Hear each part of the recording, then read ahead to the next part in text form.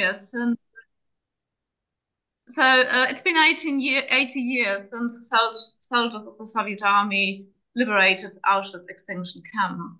And I guess I don't really have to say a lot about that, about the history. You all know the facts. You're all aware of what Auschwitz stands for.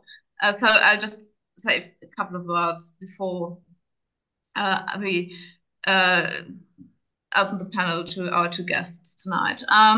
You all know that over 1 million people were murdered in the extinction camp. Most of them were Jews or people being considered as Jews by the Nazi ideology. And they came from all countries, all European countries, which were occupied by Germany at the time. But there were also Sinti and Roma and political prisoners who were incarcerated in the camp and subsequently murdered on there. And the number of deaths of more than 1 million people makes it one of the largest extinction sites of the Nazi regime. So upon arrival on January the 27th, 1945, the soldiers of the Soviet Army found round about 7,000 survivors in the camp, but many of them died in the following weeks from illnesses, from exhaustion or severe malnutrition they suffered from. So for most of them, the liberation was not the happy end you would assume, but it left them with loads of sorrows, even those who did survive, who did not die from the consequences of their incarceration, found themselves having to start completely new, being probably the only survivors from their families, being left completely alone. So it was not the happy end for most of them, but a very difficult new life awaited for them. Thousands of others had been sent on the so-called death marches shortly before the Soviet army arrived. And they were sent to, concentration camps further west, such as Buchenwald and Dachau and Bergen-Belsen. And many of them also died either on the marches or in the camps they were sent to, and would not live to the liberation of these camps. So today, Auschwitz has become a symbol for the mass murder and the atrocities committed by the National Socialist regime against Jewish people, but also against people who were persecuted for other racial or political reasons. And the anniversary day of its liberation has been a national day of remembrance to the victims of the Nazi regime in Germany since the mid-1990s. And you'll all know that since 2005, it's also the International Holocaust Remembrance Day. So it's become the symbol for the crimes committed by the Nazi regime. And today's discussion, in today's discussion, we particularly want to commemorate the people from Cologne, former residents of Cologne, who were sent to Auschwitz and who were murdered or probably even survived the camp. None but one of the deportations leaving from Cologne actually directly went to Auschwitz. Most of the people who were deported from the city were first sent to ghettos or other concentration camps such as Theresienstadt and or Minsk or Litzmannstadt. But from there, many who survived the circumstances there after a couple of months or years were sent further on, and at one point ended up in Auschwitz or in other extinction camps. So for many people residents from Cologne, at least Auschwitz is the last known place to where we can trace them, and then their traces end, so they kind of perish in the camp and in Auschwitz.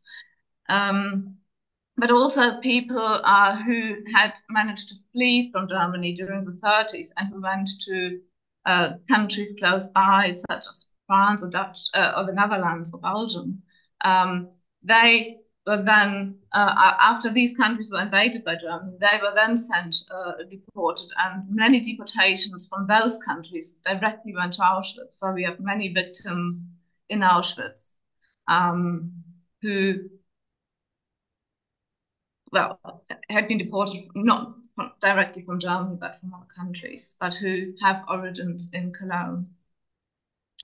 And as I already mentioned, up until today, it's quite difficult to actually trace the people's fates once they were sent to the camp, once they arrived in Auschwitz, because there are very little sources. Most of the camp's administration files no longer exist. So for many people, what we know is that when they were sent from the ghetto to Auschwitz or to another extinction site, but we don't really know what happens afterwards. So it's really difficult to tell whether these people were killed upon arrival or if they had to stay in the camp for a while, if they died, if they were murdered in the gas chambers, or if they died from the circumstances, from exhaustion, from illnesses. I'm glad that we have two guests on the panel tonight, both joining us from the US, from the East Coast in the US. Elana Broch from New York and Yuval Ehrenreich. No, sorry, Elana Broch from New Jersey and Yuval Ehrenreich from New York, whose family members were sent to Auschwitz, were inmates at Auschwitz, and who tried to trace their family history in the past years. And both of them have been in touch with the Documentation Center for several years now. And yes, and they're going to tell us a little bit about their family history, about their family research, and probably also about the difficulties they often encountered in finding information, tracing their ancestors' histories and fates during the Nazi regime. So I would now like to give over to Elana, who's giving up the first presentation. She's just come back from a trip to Europe. She's just back home, so she can tell you, well, her experiences are still quite fresh, and I'm really curious what she'll be able to tell us about her research. So the panel's yours now. You're still muted. You have to unmute yourself.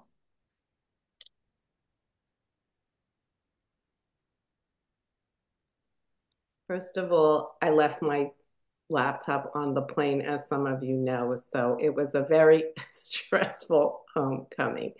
Thank you all for coming, and I'm a little out of Zoom practice, and I do not have my own computer, so you'll have to bear with me. But thank you all, and thank you for everyone who's given me support through this, including my husband, who came on this trek with me. And to get to the punchline, nobody in my family was in Auschwitz at the time of the liberation, but they all probably were there at some point. What I'm looking for, oh, there, okay. So this is how it all began. I like showing this letter. My mother was living in North Carolina. She mailed it to us, to me and my sister Debbie, who's on the call, and my brother, so that we would get the letter in the same day. And what the letter said, she hand wrote this 3-page letter.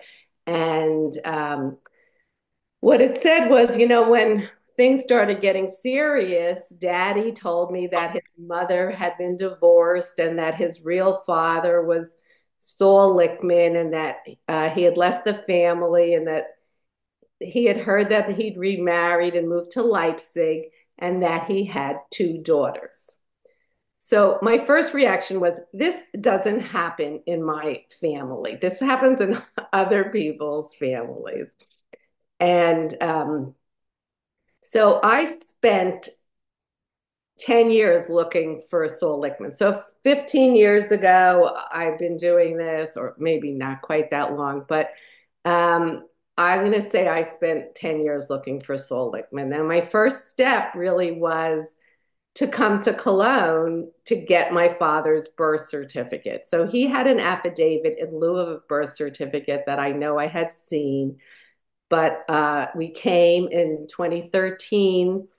The Cologne archives had collapsed, but I was able to get this birth certificate. And those of you who are not familiar with reading that German schrift, it says Sol Lichtman across the two pages. Oh, sorry. And so it also has the address where they were living when my father was born in 1921. I have my uncle's birth certificate. He was born in 1919, also Sol Lichtman, different address. Okay, so I don't know what about this computer. Okay, so did I have the right person? I started looking for Sol Lichtman. I got the birth certificate. I spent time at the U.S. Holocaust Museum in Washington, D.C., and I found a Sol Lichtman who'd been in Leipzig, who was from this town in what's now Ukraine, but was Poland. I'm not going to try to pronounce it. So I wrote it on a card. Now, my father at this point had pretty bad dementia and was nonverbal. I wrote the name of the town, and he wrote Polish, which my brother now says just means he could tell the name was Polish, but I'm taking it to mean this is the town Lichtman was from, that I had the right Lichtman. But in fact, I had two Lichtmans, both Sol Lichtman, both born in that town. And now to make things more complicated, I have him marrying a Sarah Lichtman, who's the sister of the one Sol Lichtman that's not my Sol Lichtman. So Renee and Sherry, they know they have their work cut out for them. When this is over, we're going to solve this mystery. So I still don't know for sure which is my Sol Lichtman, although I have traced the other one, one of them to Canada, but I'm not sure which one. So until last month, I thought this note, which was on my father's birth certificate, was going to tell me when Lichtman left the family. My father was born in 1921. Lichtman didn't stick around very long. And this note actually refers to a court ruling in Cologne where my great-grandfather said, you know what, these kids don't have to be Lichtmans anymore. They can be Hollers. They can take my name. And so this note I was using to assume that Lichtman left in 1927, which is the date on the note. However, just 2 weeks ago, I was up in Duisburg at the archives up there for North Rhine-Westphalia, and was able to get the birth certificates of my grandmother's next three siblings. And they all have the note on their birth certificates. So I'm thinking now that it doesn't have anything to do with Sol Lichtman. It has to do with something else that I have not yet figured out. But that's a shout out to Duisburg. If birth certificates are missing for the years that you need, they do have more there. So in researching Lichtman, I now have the birth records. I was able to start using the old address books. We saw when I was with Berta that he owned a building. And the other thing I want to point out is this Zeitpunkt that I'm sure I'm mispronouncing, which had ads in it with his business address. And so I'm getting more information on Sol Lichtman. So I still don't know if I have the right Sol Lichtman. There were land records that I ran out of time that Berta has told me how I can now find next steps. There are business records. He has no compensation file. And what I'm left with is still very, very, very little information about him. So that was the first husband. Then he left I'm going to say sometime in the 1920s. And so I got married in like 1994. And my father, at the time, I was quite spinsterly. My father said, "Why don't you change your name?" I never liked the name Broch. He never said why, and he never mentioned that. He hardly knew Broch because they only had a few years together. But Leo Broch married my grandmother in 1935, and it enabled them to leave Cologne in November 1937 on Czech passports. The four of them lived in Belgium 1937 to 1940, and then they all left for France. So, what do I know about this second grandfather? Well, I was able to locate Stolperstein for his family in Bochum, Germany, and there was a lot of accompanying information about the family. But basically, about him, its whereabouts unknown. My grandmother's compensation file said he was snatched from her side in Paris. So now I've gotten his Belgian alien police file. I just received the arrest documents from France. It takes a certain level of commitment to do this kind of research. And then I have a record of his internment in southern France, and then ultimately his transit to Auschwitz. Um, but it turned out I just got the file before we left for Germany, but he was not, in fact, arrested in Paris like her compensation file says he was. I want to mention this website, which was very useful for looking for Holocaust documents. It's GENEA Net. It's a European portal for genealogy records. And I was able to get this letter, which explained his whereabouts quite well, and then says, and this is using Google Translate, the verification of his papers did not allow us to retain any specific facts against him. Nevertheless, his attitude seems most suspicious. And they interned him in France. He was there for a year. On the right-hand side, you can see the document that I got from Ariège, the town where he was interned.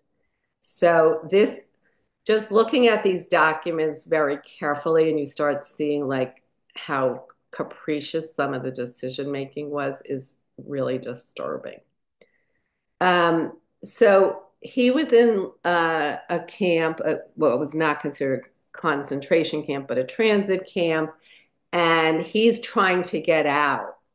And this is just one of the more heartbreaking things too. He's writing to somebody who he knows who's in South America, and the guy is not acknowledging that he knows him, and he's mixing up Broch and Bloch. And these records are at YIVO at the Center for Jewish History in New York.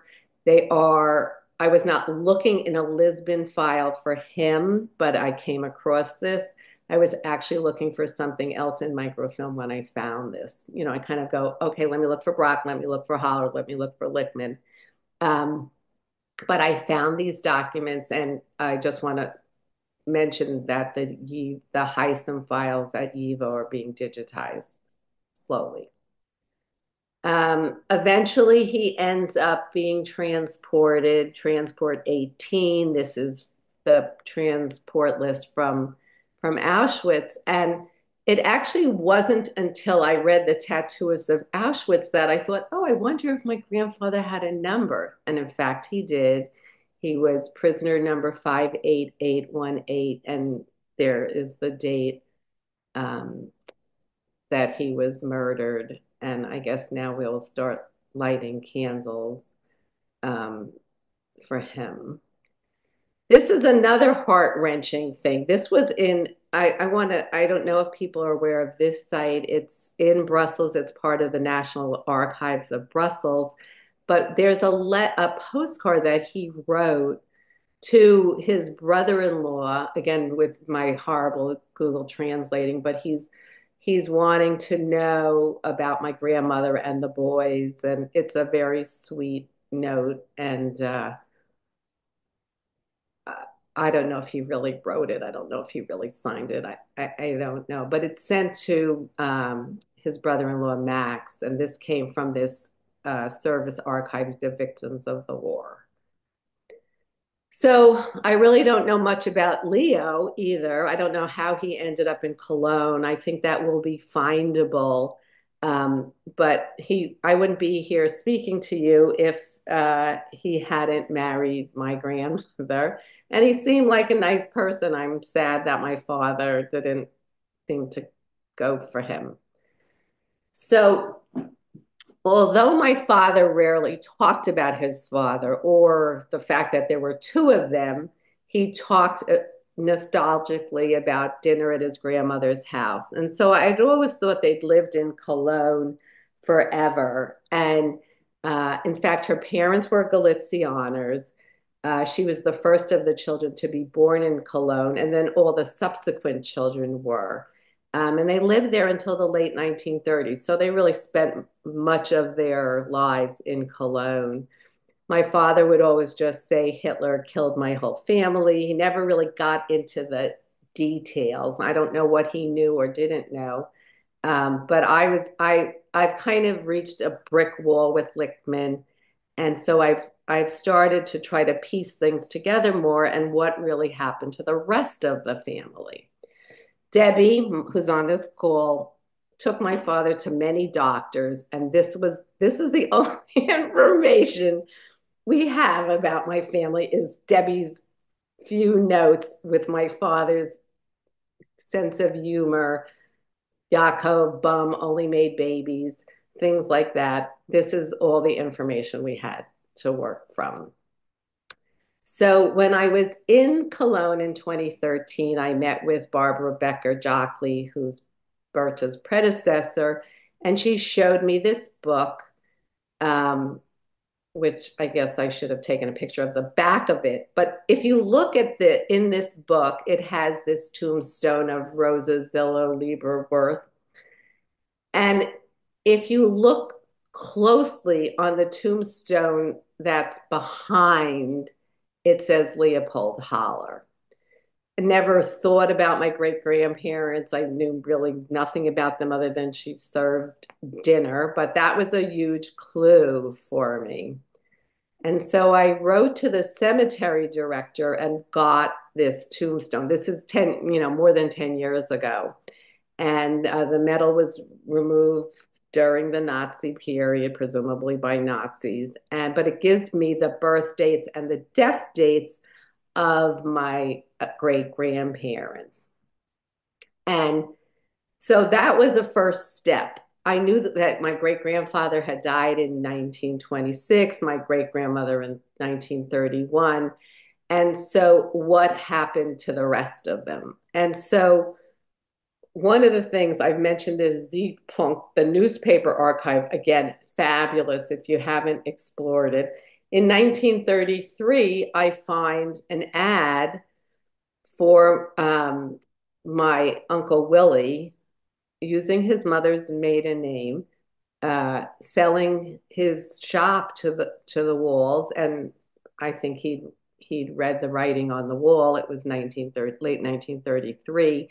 He had been born in Amsterdam, so he actually had Dutch citizenship. So he decides to leave. That's him on the left with his wife, Tante Lola. And shortly thereafter, Tante Anna comes with her husband. They're on the right. So those who left for Holland survived. At some point, another sibling came with their children. It's still very unclear about what happened between, 38 and 40. But except for Tante Anna, they all did survive. I just went, actually, I think, Jeanette, when I was in London, I found you told me to go to the GRO and I got his death record. So I don't know why Anna stayed. Her husband left and the others left. I don't know if it was a sense of obligation to care for her niece and nephews. I will probably never know, but I kind of like to think she would. Debbie, I know you'd stay for my kids.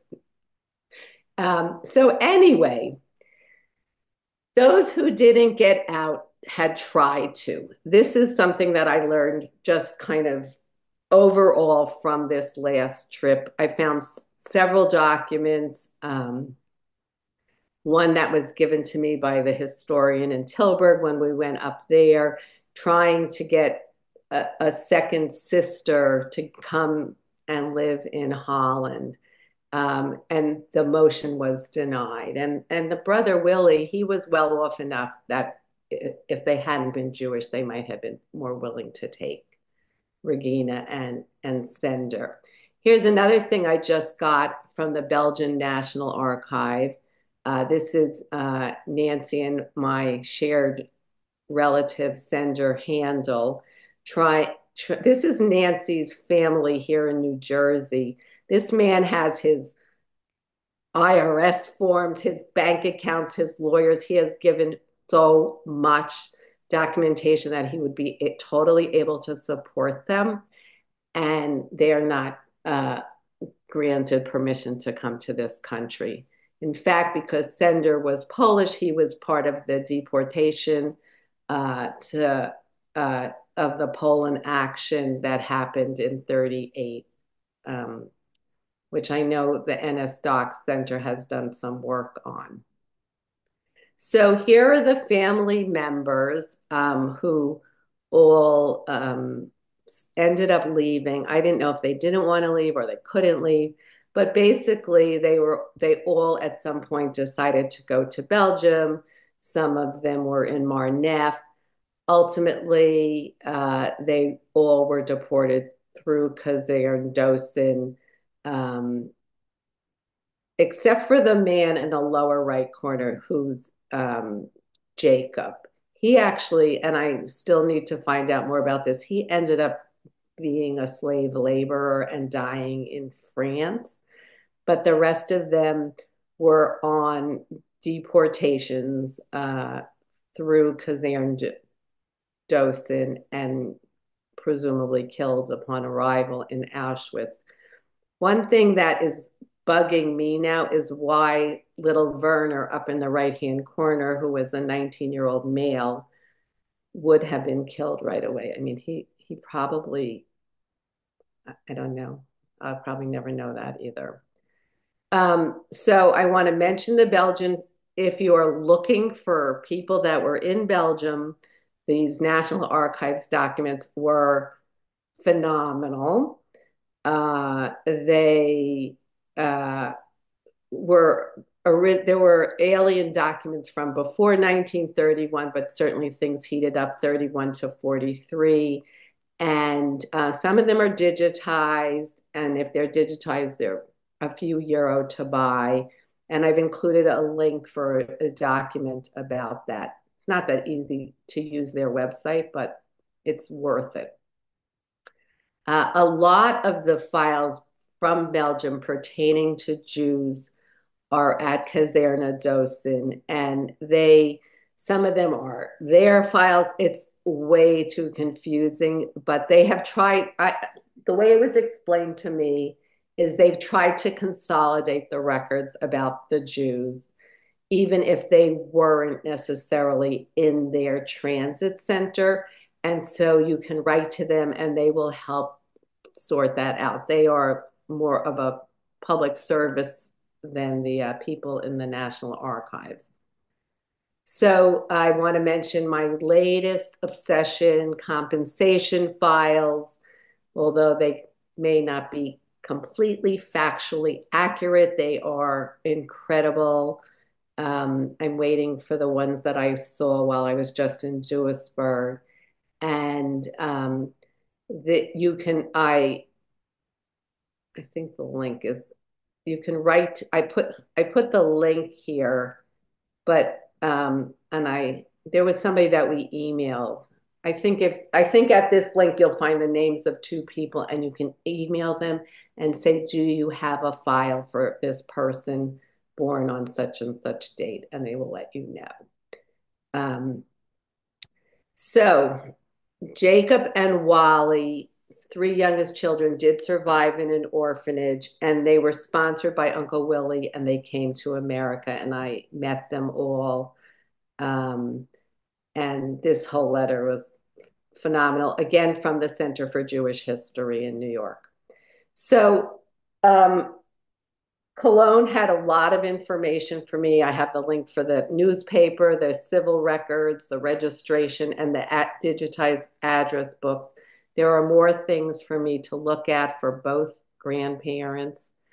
And I'm not going to go through each of these slides for using the address books. I think most people know how to use genealogy indexer. I actually found that working with addresses, which I was able to find from the newspaper, was a lot more effective than using putting names in. But I have found the 1930 hollers, and that's really, really useful information to me. And now I'm going to go ahead and behind, back in time and see their trajectories. By the way, my uncle Nate in 1930, when he was 11, was the owner of the building where they had been on Muleheimer Strasse 37. So that's kind of interesting.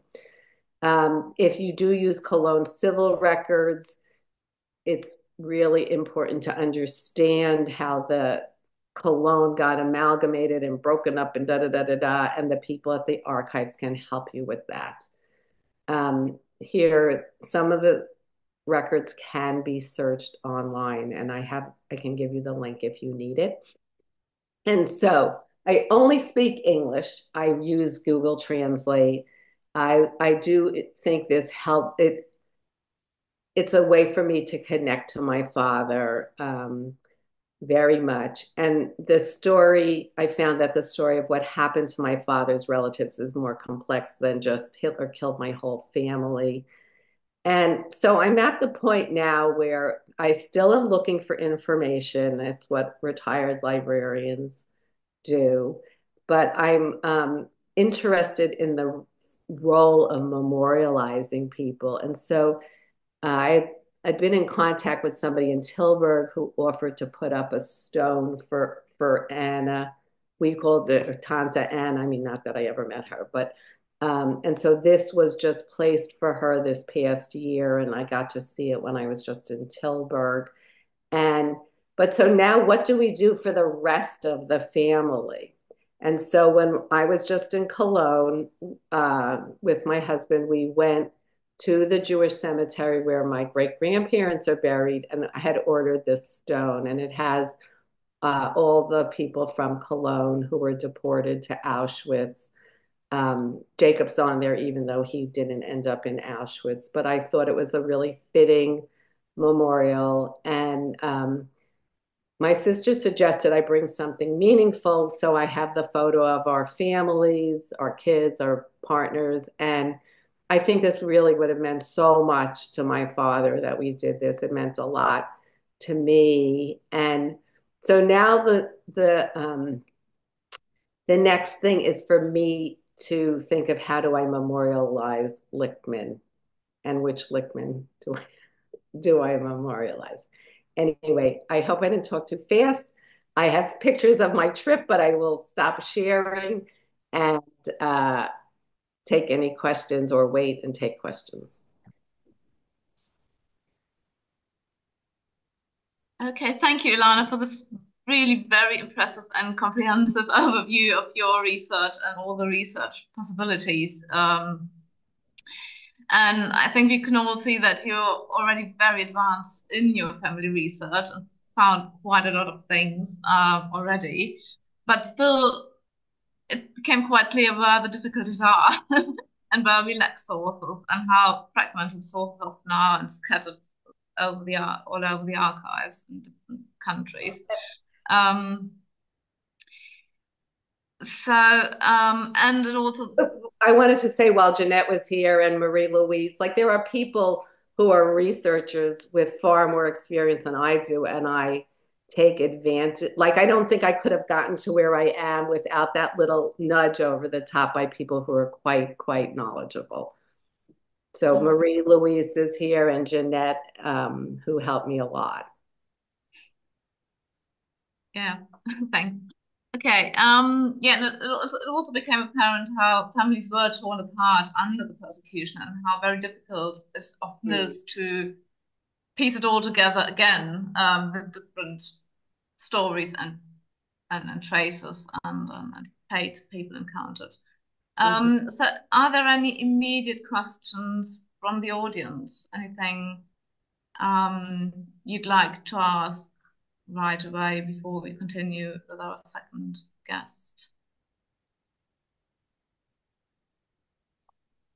Can't see any hands raised. Okay, so then I would like to continue with our second guest on the panel, Yuval Ehrenreich, who also has done quite a lot of research on his family history over the past years and has also been in touch with us, not as long as Ilana, but for the last couple of years. And I think you probably many of the things you heard from the first talk may sound familiar to you as well, but then your family history is a bit different. And I'm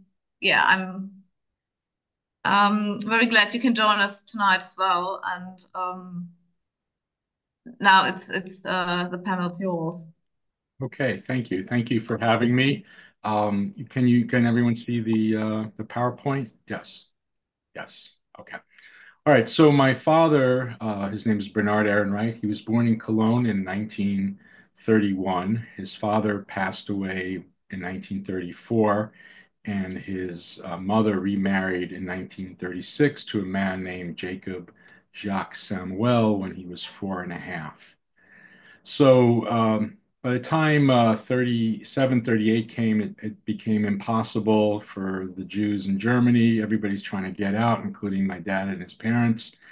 And it was just impossible to cross. They tried a couple of times to cross into Belgium and they got turned back. So his stepfather, Samuel, came up with this very daring plan. We have to cross one by one and then reunite in Brussels. And so he crossed alone in August of 1938.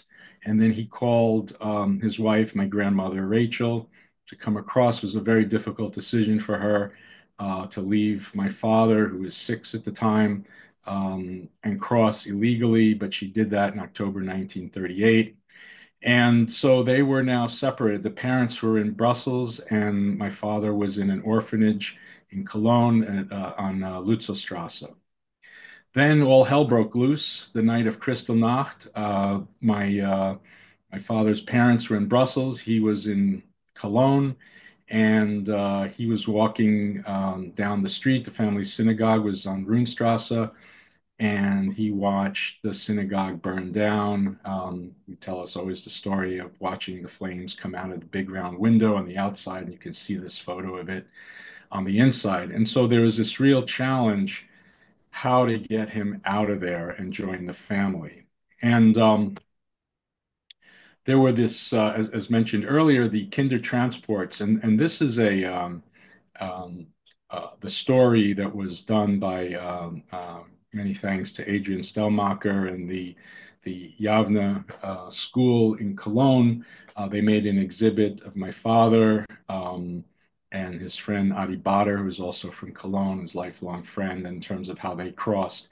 And also, quite miraculously, they found for me in the archives the postcard that was sent to my grandmother, Frau Samuel, saying, we're sending Bernard across in January 1939, meet him at the Herbestal station. And it was there, and it was a mother and child reunion of the ages, right? And so the three of them are back together in Brussels, and they're poor, they're refugees, but they're free, and they're a complete family. So this daring kind of approach worked, and they were all together. Unfortunately, the Germans invaded again, and his parents were sent to Auschwitz, and he was a hidden child. And by the end of the war, and this is a picture of him in 1946, he's 13, 14 years old. He was the sole survivor, and he didn't know, he separated very young from his parents. He didn't know anything about very little about his parents, and then also nothing about his extended family, aunts, uncles, cousins, not their names, not their numbers, and so he knew nothing. But we're very proud of how he pulled himself through and built a life and gave us the good life we live today. So from this early childhood, when he was with his parents, there's only two physical things, right? So there's only stories, and there were only two physical things.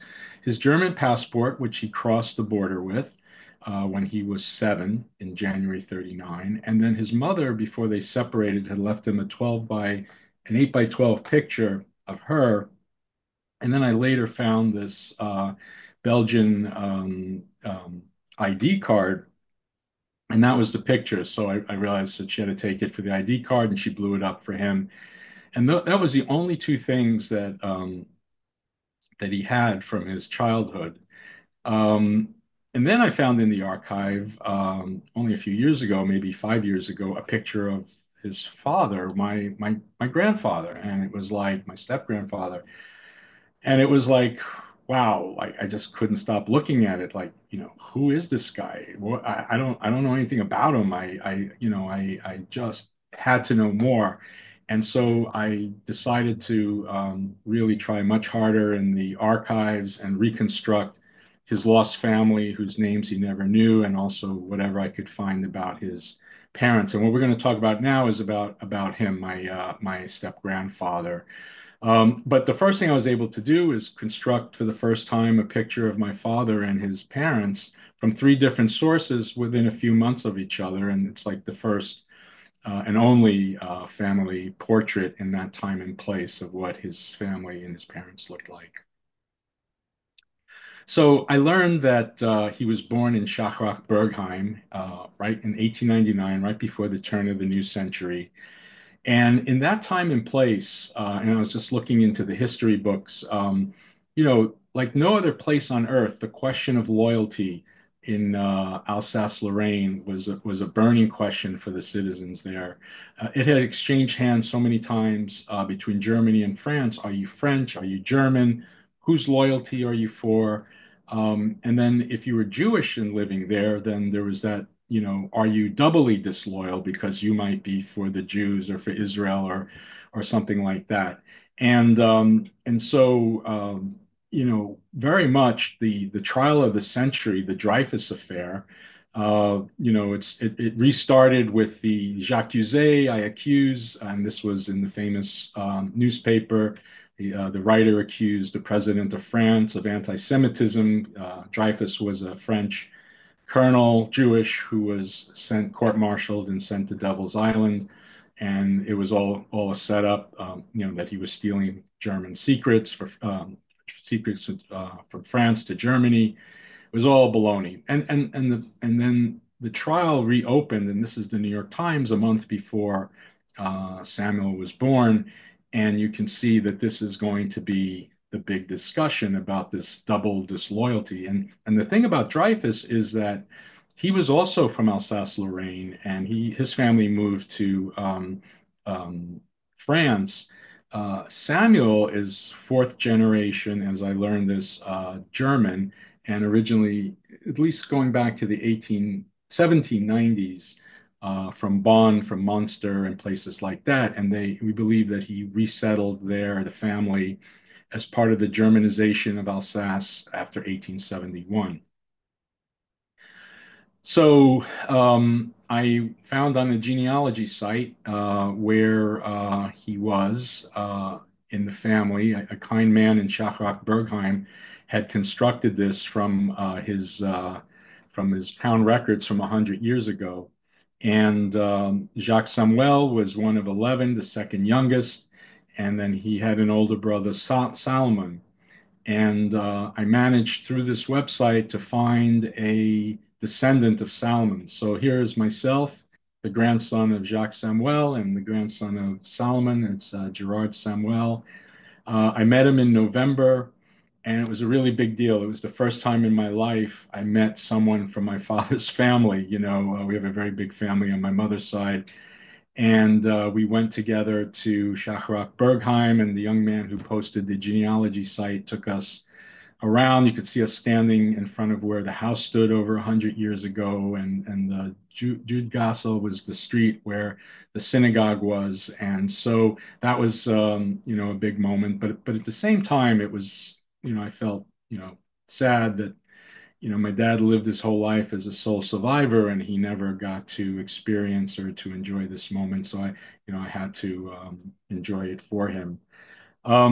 Now, Samuel then moves with his father to Baden around 1911, and he becomes of age. He turns 18 around the time of during the time of World War One, and so this greatly affected him.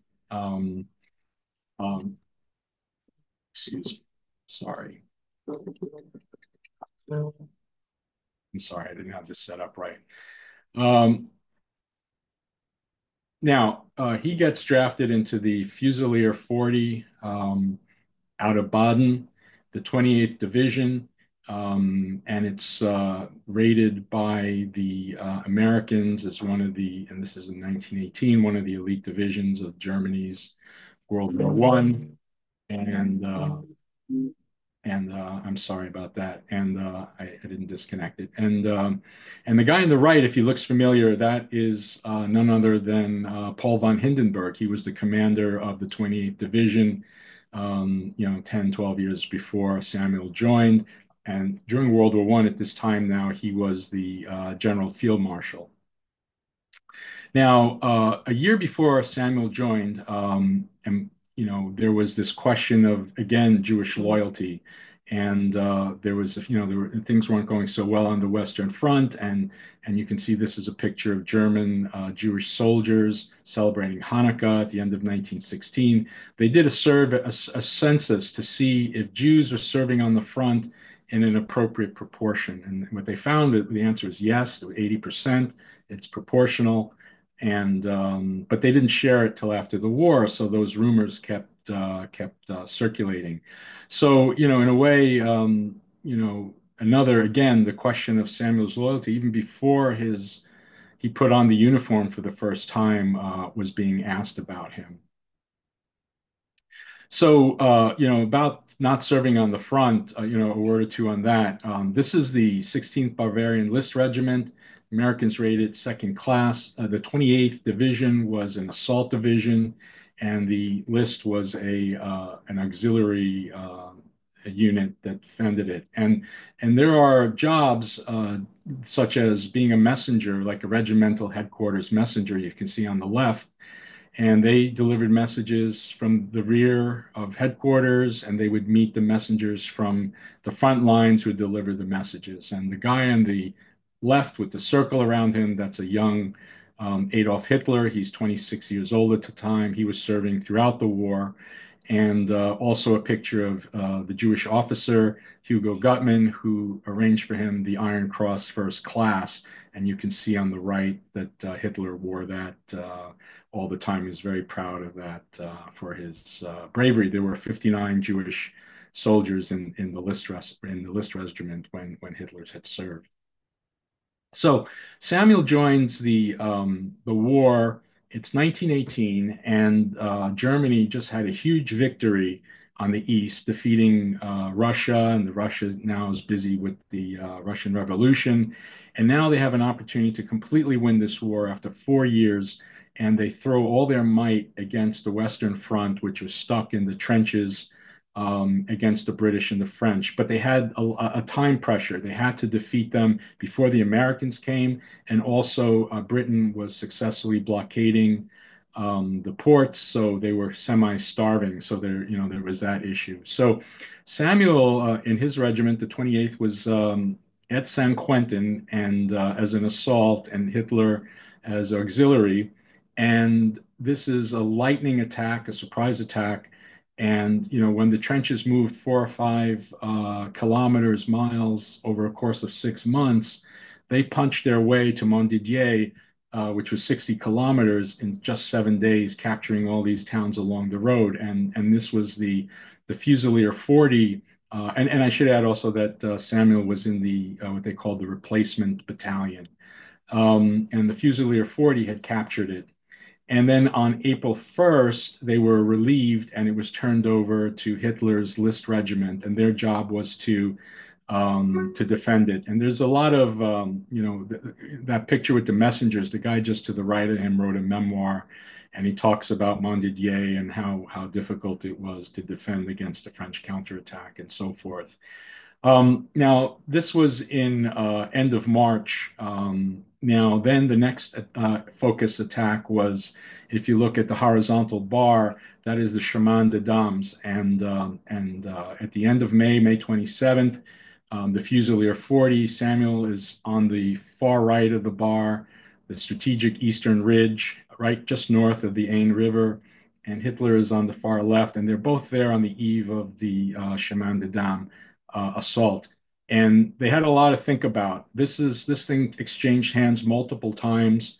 And the last time when the Germans had it and the French took it, they had to run. And this is a plateau. This is a 20-mile long ridge with a plateau that's about 600 feet high with an underground fortress. And what happened is that the French attacked the time before in 1917, and they got massacred, 40,000 killed the first day, and the casualties were so heavy that they called off the attack, and there was a mutiny amongst the French, and the Germans prevailed.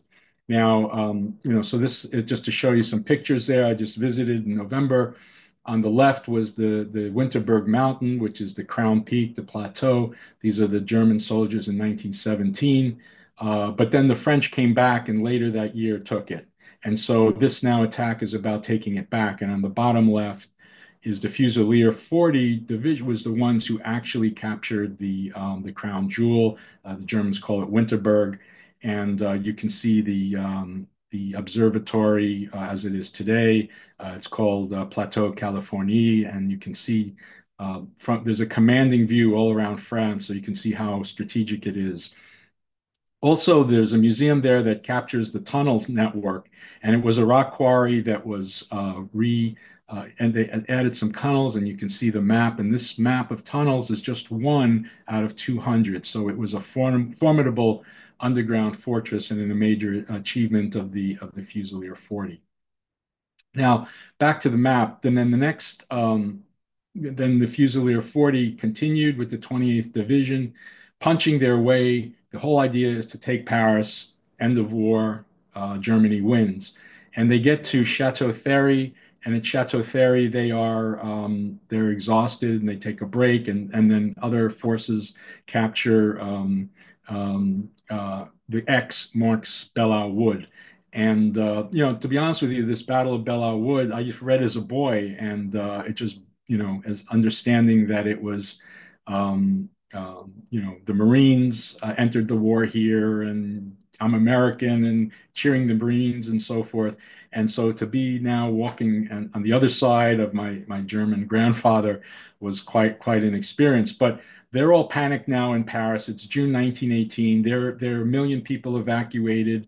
They're thinking of moving the government further out, and the British are thinking of evacuating. And the Marines show up, and the French tell them to retreat. And the Marine famously says, "Retreat? Hell, we just got here," right? And so began the Battle of Belleau Wood. And so I visited this November. I'm standing in the woods, and if you can see on the upper left, this was a wheat field, a famous wheat field, and the Marines had to cross. The Germans were entrenched in the forest. You could see the bottom left was the how they were fortified in there, and there's a famous Marine Corps.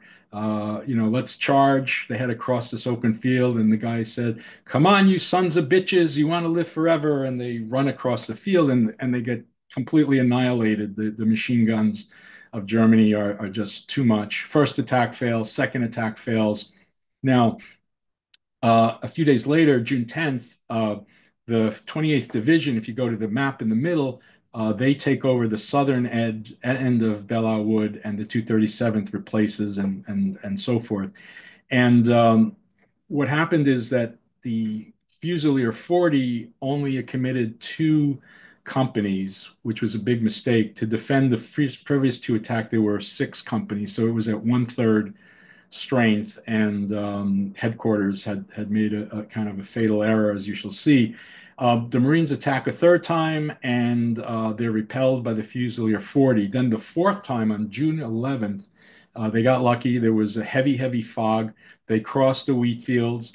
They enter the woods. They find a weak spot between the north and the south, and they're able to get around and behind the Fusilier 40 positions in the south of Belleau Wood, and then they attack. And this is the famous bayonet hand-to-hand fighting in the woods. And if you can see in the upper right, I'm standing how rugged the terrain is, how you can't just shoot your way in there. You've got to almost go around the rock with a bayonet. And unfortunately, the Fusilier 40, the two companies were no match. They got annihilated by the Marines, and then they threw a third company, and they got annihilated.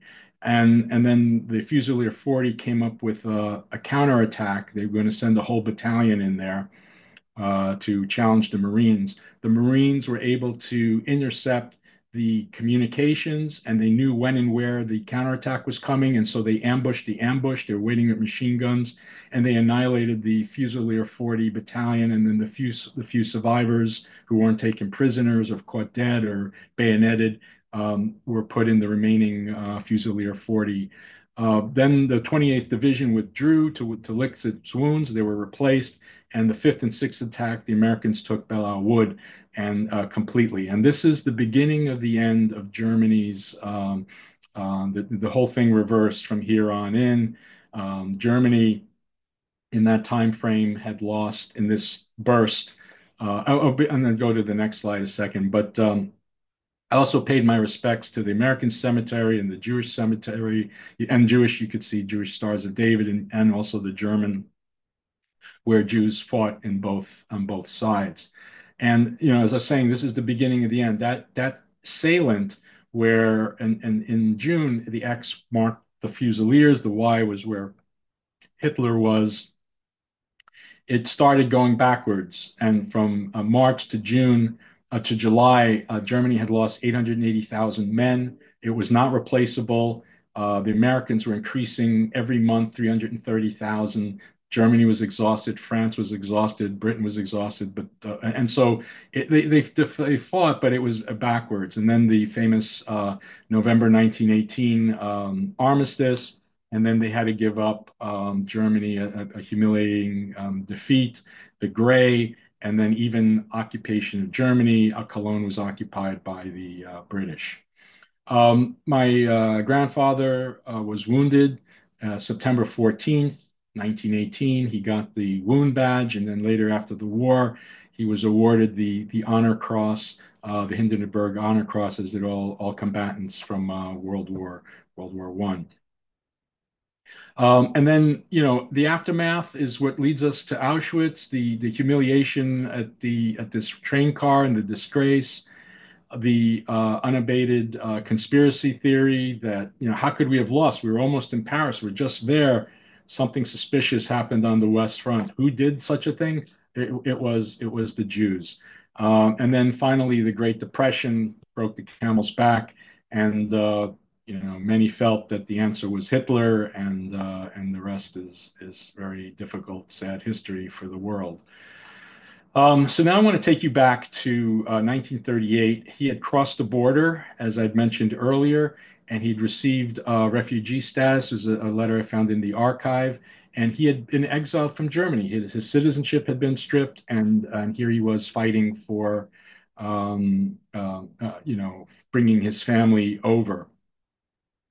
Now, what happened on May 10th, 1940, is he had already been betrayed by the German government. On May 10th, when Germany invaded, the Belgian government betrayed him and arrested him and deported him to Saint-Crepin, France. And my dad had in his diary he was 8.5 years old at the time when he was pulled away. That he was torn from me by a greater power. I don't know what happened to him. I loved him, I'll search for him always. And he never found him, but this is in a way I'm continuing the search that my dad had been looking for him with new tools and technology to find things. Now, the trip to San Cripian, he's on a train marked fifth column. Again, the question of his loyalty and just the insanity of being on a train with Nazi Germans and German Jews while France is under attack, and the train got hit by the Luftwaffe, and they're being pelleted and thrown things at every stop along the way for their betrayal. And so, here was France, Germany, and Belgium fighting, agreeing on nothing. The only thing they could agree on, is Jacques Samuel and the Jews were guilty. Jacques accusé Jacques Samuel of what no one ever said. Now he goes to San Cripian. It's an internment camp. It gets flooded, and he gets transferred to Gurs. And at Gurs, uh, another, very difficult day. That same time, the governor of Baden wants to give Hitler a gift and make Baden Judenrein. And so here he was, this guy who fought for Baden, who bled for Baden, who served, and now everybody in Baden, himself included, have been dumped in Gurs. And then the third betrayal of a third country is now France. And Elana was talking about Transport 18. Samuel was on the same transport, and he was sent to Auschwitz. And so this is a document I found. There are very few of these and he got selected to work to death and not the gas chambers. And I'm looking at this, and what struck me is that they took his medals away, his citizenship away, his family away, his livelihood away. They took everything from him. What else could they take from him? And they took away his name. So he was no longer Jacob Samuel.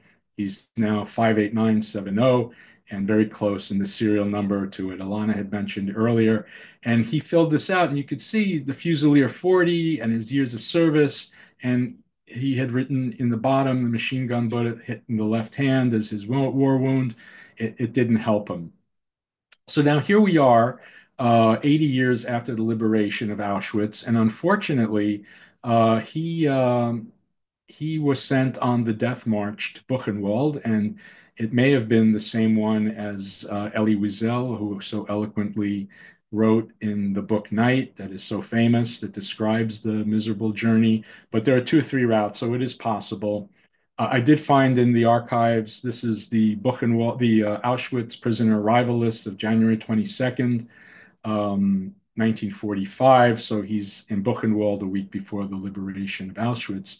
And even though my dad we didn't have all these documents that I found, he knew, and that was it, that he perished in Buchenwald. He didn't make it, as there are many others. And that's how we knew this all this time. Now, in consultation with Beert, she brought a different perspective that kind of shocked the hell out of me, which was, in a good way, that he had survived and he had returned to Cologne. And quite frankly, I couldn't believe it. But this was one of the documents she found. It's the list of Jews in Cologne, March 1946, and you could see him on the bottom. But the address didn't make sense. It didn't correlate. I just and there's a lot of people named Jacob Samuels or Jacques Samuel. So there was a lot of that to sort out to see if it was true. But the thing that kind of made it very hard for me is like, okay, this is Buchenwald liberation. This is what it is. And then in the same time, this is Cologne, bombed to smithereens by the Allies. And I believe three-quarters of the housing was destroyed. There was famine, there was hunger. It was a goddamn mess. So how do you walk out of Buchenwald and get an apartment in Cologne? It didn't make sense. I was skeptical. But then I found this, and which confirmed Bert's hypothesis. And this is the Aufbau. It's a German Jewish newspaper in the United States, and they are advertising in January 1946 the survivors. And bingo, that's him. That's his birth date exactly. I know it's him. And then, boy, this was painful because there was my dad. Exactly that same time. Samuel's in Cologne. He's in Brussels. He's the sole survivor, and they never found each other till the day my dad died. It was over 30 years ago. So that was quite frankly, painful, like what it would have meant to him. And so I found in the history books a plausible explanation, like how he just walked out of Buchenwald. And I think it goes back to, and this is not 100%, but it fits. The mayor of Cologne, he got thrown out by the Nazis, and Cologne was very integrated at the time. And then the Nazis began a process of segregating the Jews from the integration that Cologne was. And then from segregation it went to expulsion, and from expulsion it went to extermination.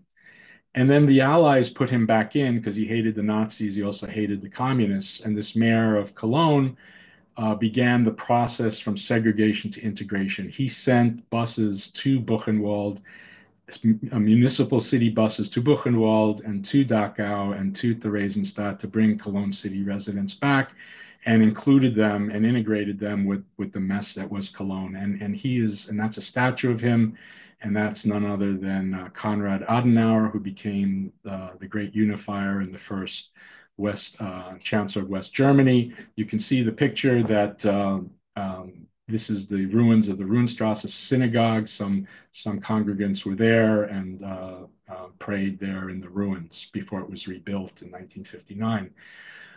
Then I found this document that said he was alive in the Belsen displaced camp in 47, which contradicted Cologne. And there are multiple Samuels, and I was searching in the displaced persons camp. But then I understood that this was not that it was the location service. What this was the precursor to the International Tracing Service. This was an index card, and what it does is indicates that he was searching again. He was registered, trying to find family. And unfortunately, and this is the sorry to inform you, but we didn't find anything my dad received in 1957. And remembering that there were no computers at the time, and it was all manual, and Europe was a mess and all that. But the match didn't work for some reason. So then the question was, where did he go? And by 1950, the displaced person camps were closed. Lots of people went to Israel. Israel became a state, including my dad went to Israel and born there. Then the United States or Spain or France, Switzerland, I thought, because they all have people named Jacob, Jack, Samuel. So I thought that was possible. But no, I was surprised again where he ended up. And what happened was he stayed in Germany, and he remarried a woman who was a Holocaust survivor as well, and they lived maybe half an hour north of Cologne. And he died in 1978. And Bert helped me confirm this with the death certificate. So in November, I went to pay my respects, and was just thinking about this grandfather of mine who I had known through, lists of misfortune and all these terrible things and terrible places he was at, and what his life had been. I'm so happy that he lived his life in peace, and I was just wondering what happened to him with respect to this question of his loyalty, and kind of realized I'll never know. I mean, they'll never ask this personal question. And I'm standing at this tombstone, and it just kind of dawned on me. I think, he left the answer on the tombstone. He could have gone to Israel. He could have gone to the United States. He had that option. It was open to everybody by 1950. he chose to stay in Germany and live the rest of his days there. He chose to be buried in the fatherland in a Jewish cemetery, and by his name is the Star of David. And so this whole question of his loyalty that shadowed him in his whole life, he gave his answer, and his answer was he was both German and Jewish, and it could not be separated. And nothing the Nazis did, not the persecution or punishment, and he did not let anything the Nazis said or did, and they did the worst to him, change his feelings about being loyal to the Jewish people. And by staying in Germany, he did not let the Nazis define Germany for him. And so I found that just very impressive, and greatly admire his resilience and tenacity. And like so many Holocaust survivors I know, he bent, but he didn't give an inch. And so they had no children, but he had a grandson, and I hope to honor him and his story in a book one day. And this is my first telling of his story. So thank you all for your time and for listening, and help me honor this amazing grandfather of mine who I never knew. Well, thank you for sharing this really amazing story as well. And I think, again, one can see the huge effort you put into it, and how much it takes to really go into it and piece together these jigsaw pieces. So you both said that your parents, your father, um, didn't really talk a lot about the family history, about their past, only knew vaguely about the various fates of the family members. Um, so what a question to both of you. What made you start your your research? What was your initial motivation to find out more, to try to trace more information, to get learn more details about your family? Ilana, do you want to go first? Well, I sort of said I got the letter, and that just was like, what? And got me going. And like genealogy, once you start, you can't stop, in case you haven't figured it out. That's really all it was. Yeah, and for me, I would say I spent a lot of time talking with my dad about what happened, and we would try and learn through studying World War II together. And he was so young, so he would try and, from world events, kind of place himself and what was going on when he was too young to understand. And then he passed away, and I guess I took a 27-year break from the Holocaust, if you will, and raising my own family. And then a friend urged me repeatedly to write to the archive in Belgium. They had found some things. And it took me a year or two to do it, and I did it, and I was just shocked what came back. Just like he had those two pictures, and now it was like a 60-page Belgian alien police file on these grandparents of mine with fingerprints, and so then I was just driven when I saw that photo to find out more and reconstruct what I could. And what would you say? What impact does this part of this past still have on you today, on your families? Is it something you feel in your everyday life? Is it what how does it influence your how does it influence you? The research you're doing, the the information you find out about what happened to your ancestors.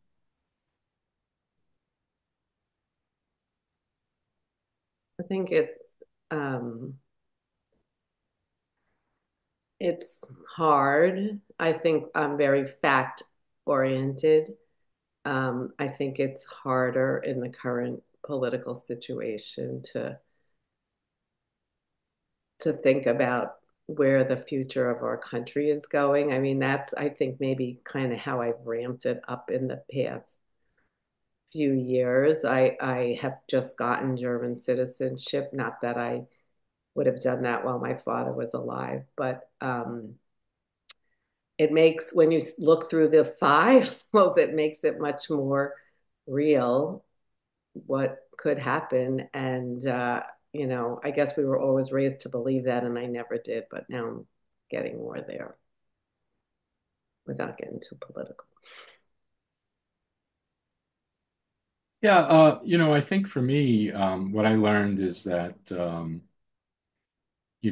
trauma, there's like this collective trauma piece of this too. There's all the history and you construct it, but then there's an emotional and spiritual dimension of it. And, I think if the parents don't deal with it, it gets, and I mean emotionally, as opposed to intellectually, it gets pushed down a generation, and if they don't deal with it, it gets pushed down. And what I found extraordinary is I spent a week in Auschwitz and a meditation that took a very hard look at this with 100 people from 14 countries and a lot of Jewish and Israelis and um, Christians and Buddhists and Muslims and Germans, and including children of Nazi grandchildren. And what struck me is how much it affected them as well. Their parents may not have thought about it or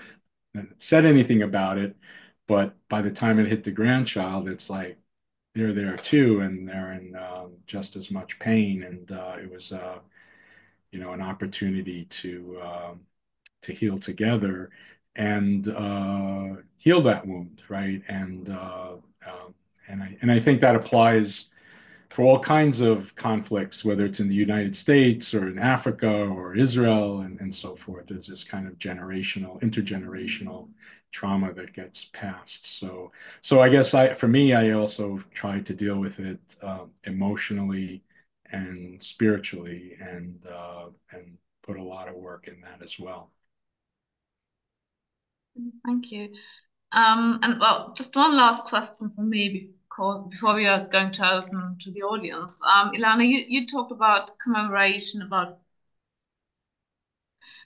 commemorating your family, and ways how to do it and things. So, what would you wish for the future? How would you like to pass on the family history to the future generations in your family as well as to the society? How would you like them to be commemorated? How would you like the memory to be continued in the next decades?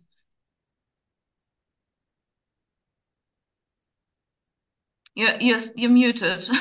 I It's can't hear you. something that I have thought about. I spoke. Our daughter lives in Australia, and I was in Sydney, and I spoke there at a Jewish history event, and really thought a lot about how do you memorialize it, because it was not done well in our family. I mean, and I'm thinking about my father just saying Hitler killed 6 million Jews, Hitler killed my whole family.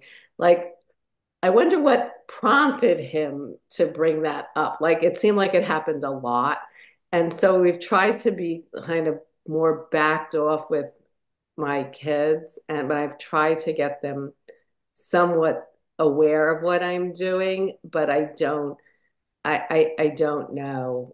I don't know when they start to want to understand.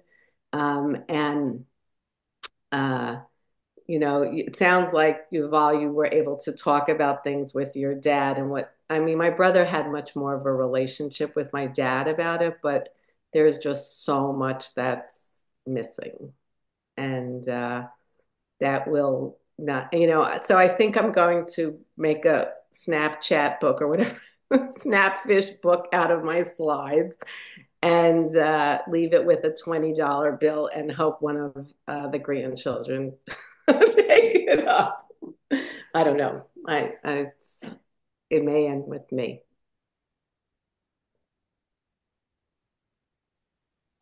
I guess I would, what I got out of, especially that week in Auschwitz was a very, very difficult week. Um, you know, this whole thing was about living in hatred, right? And it's all about, everybody, every person, myself included, at some point in time, you hate this, you hate that. But I think the Nazis took it down the road farther than anyone. And hatred is a choice, right? It has its virtues, its strengths, and but then here's where it ends. In a place called Auschwitz, and I guess this quote always sticks in my head. Um, you you you can't drive out darkness with more darkness. Um, Only light can do that. You can't drive out hatred with more hatred. Only love can do that. And I think it was Martin Luther King, and he was talking about things in the U.S., but I think it's applicable. And if you think about what's going on in the world today, um, with Israel and all that, I want my children to know that you know uh, you know, extreme events can give birth to the opposite. It has many times, and to choose to live in love wherever you can, and I think our family, paid a heavy price as well as many others for that lesson. And I know it's hard and it seems incredulous given what's going on, but that's how I feel about it. Okay, so yeah, thank you, and thank you especially for giving us these very personal insights into your work and your research, and what it means to you, emotionally as well. Um, Just the fact that they were on the same transport when you feel like you're the only person, that's a big deal to me, right? Right. That they might have been next to each other, and just the whole thing of how important it is to be with other human beings at these terrible times. Yeah, and the survival rate of that transport was 1%, by the way. There's a statistic out there. So just what transpired to make it through all that, so Hmm. hmm. Yeah, so there are loads of praises for both your presentations in the chat. I couldn't see any specific questions. There was someone asking for the links you showed, Ilana, but Hmm. I think My we can talk cousin. about later on. Anybody wants the links, they can write to me. It's my name at gmail.com, and I'm happy to share the links. So, are there any other questions or remarks from the audience? Is there anyone wanting to ask any questions? Oh, Leave a may remark. I ask a question? Mhm. Hi. Um, and this is for both of you. How much of this research did you do when your fathers were living? And if there was any done, how did they feel about you know going back and researching and everything that's involved in bringing up all those memories? Um, well, my father had dementia by the time this came up, and I did say to him, because he was sometimes there, sometimes not, like, why didn't you tell me? And he said, oh, in Germany, in America, everyone's divorced, but in Germany, nobody was divorced. He had tremendous shame about that. And I said, well, so why are you telling us now? And he said, oh, well, see, my father did not know what year it was, or decade, or century. So he said, well, I thought maybe he'd still be alive, which, of course, he wasn't, but it was already like 2015. He would have, I said, he'd be 120, 100 and sponsor. But I don't think I think he's still, it's that wanting to find the person that is just never goes away. Can never go away. I don't think. That was all that was my whole contact with him about it. For me, I think that was our big father-son hobby since I'm about 7 years old. Um, so we would read World War II books, and he would tell me where he was and what he was doing. Like we were nobodies, but deeply affected by world events. And as you can see, what I did with World War One was similar to what I did with my dad. He had tried, in fact, in '57, he had gone to Cologne. He was searching for his family, but his his father was his nearby. Just they never found each other. But I have a lot of tools and technologies, and the museum in Cologne and the museum in Belgium and digitalized records and genealogy. It was just not doable in his time and day. And I myself took I think a 27-year break from the Holocaust, and I thought I was done with it, and it kind of pulled me back. And I definitely, used COVID and in the sense that I was working from home for the first time, and I was up early, and I could do more than I ever could. I travel around a lot for work and so forth. So I put a lot of time into that.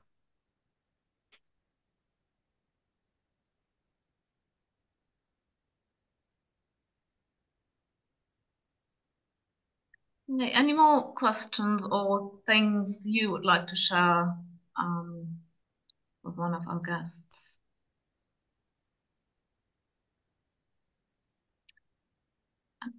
Okay, so I can't see any more. Okay, there's one raised hand. Do I say that correctly? Marie-Louise Kohnen? Yeah. Okay. I just want to say that I admire you for that you took on that way to go. I remember from my own tracing the files of my grandfather that I was in some emotional upsetting situation, realizing what happened, and I think I admire you that you took that road to face the facts, and also the probably have hypotheses what happened, because a lot of things are not written, but by having read maybe other information what could have happened. So I really appreciate that you shared this. Thank you. Thank you. I shared with Marie Louise, who's lived in the house where one of my relatives lived. That's how we know each other. And the photos that were in that Belgian police file are very disturbing to me. I didn't include them in the presentation, but they're, and she said she's seen other things like this, but those Belgian police files and the compensation files, if you're looking for information, but it's getting worse, I think. I think the more I'm finding out, the more it's dreadful stuff I'm finding out.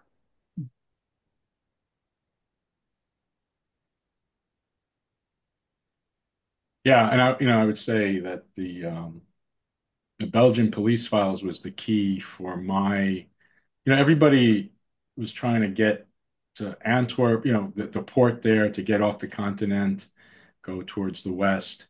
And because of that, I was able to reconstruct my dad's family. I knew only one piece of information, that they're from Dukla, and these were all files that were not digitized by the International Tracing Service, and and then these were the first time I ever saw anything tangible about the grandparents. It was just stories and so forth. So they served an important historical purpose for me.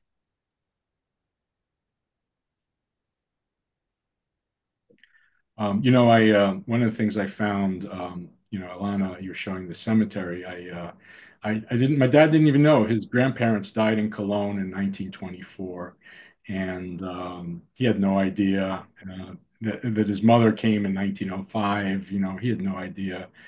Um, and so I timed my visit for the 100th anniversary of my great grandfather's passing in Cologne, and I went to the cemetery in Dickstein and paid my respects and so forth. And so these are all things he spent his whole life. He just didn't know.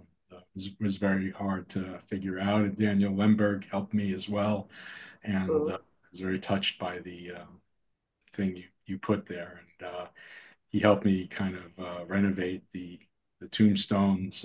They were in bad shape, and and I found a beautiful poem there that was written there, and had relatives who speak Hebrew much better than me, and it was sort of like a message from the past, from the ancestors, that was very special. Well, with my one of the things in a similar vein, my grandmother came in 40. My grandmother, her whole story is crazy, but she came to the States then in 46, and her sister was already living in Brooklyn. And I was just like, did they even know that they were like 10 miles apart? And then Yeah, it made me think like that would have been so terrible. It's similar to what you're saying. So yeah, something convinced me that they did know each other, and which I don't remember now what it was, but that I can see that separation that you're talking about, and just how couldn't you just call him on the couldn't you just yeah, look up yeah, in yeah, the yeah, book and find yeah, out where he was? And yeah, yeah. And one of the discoveries was he had a cousin um, who grew up in the apartment where he was born on Antwerpener Strasse in Cologne. And she survived. She actually came to the United States in 1929 and was living in New York. and, and it's like, and she never married. She had no children. Finally, it was in the United States. I didn't have language things. I was able to chase it down with confidence. But again, what it would have meant that we're here. He's in New York. She's in New York. She knew his mother, my grandmother, and in that time and place, it was just not. Just didn't have the technology. We're now with the internet and things like that a long time, but it was just not there in the day. And all these things weren't digitalized. So, good luck. You could spend 3 years in the archives finding, as opposed to sending an email, do you have, right? And, and seeing what's there. So, yeah, it's unfortunate, but that's the world as it was back then.